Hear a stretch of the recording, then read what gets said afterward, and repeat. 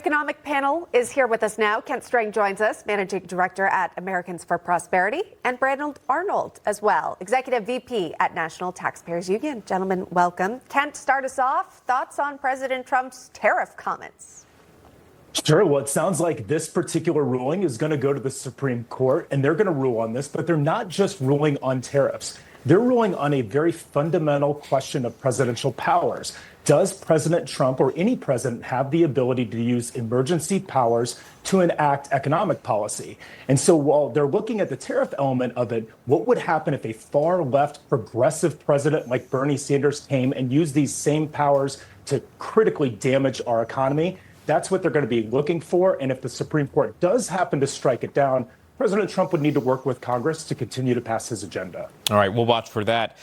Brandon, let's talk football if we can. We rarely get to do so, but in case anyone needed a reminder, the NFL season officially kicking off tonight with the Philadelphia Eagles taking on the Dallas Cowboys.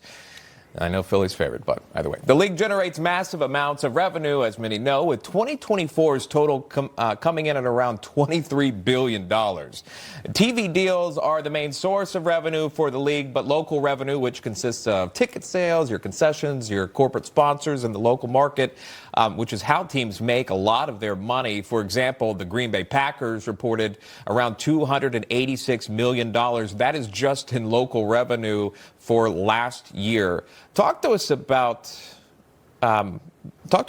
this here and how NFL teams and the league itself can provide an economic boost, if you will. Yeah, I mean, the NFL has become a big business. There's no doubt about it. $25 billion potentially this year.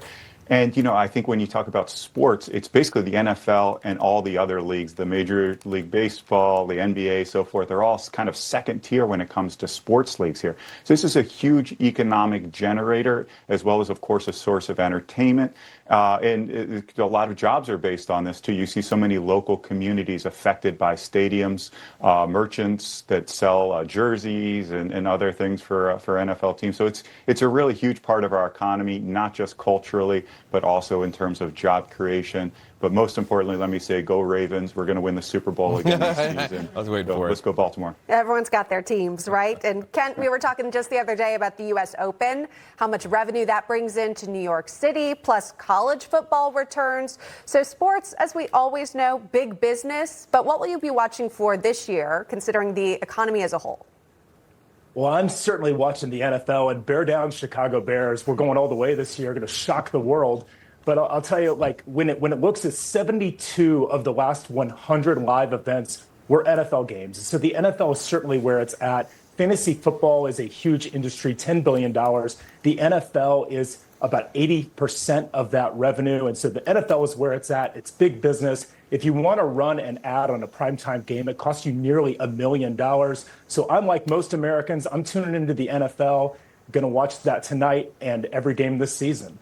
All right, absolutely. And obviously watching the Dallas Cowboys tonight take on the Philadelphia Eagles, at least in my home. That's what we'll be doing. Kent Strang and Brandon Arnold, thank you both. You may have noticed the breaking news banner, by the way. We're just learning this at the age of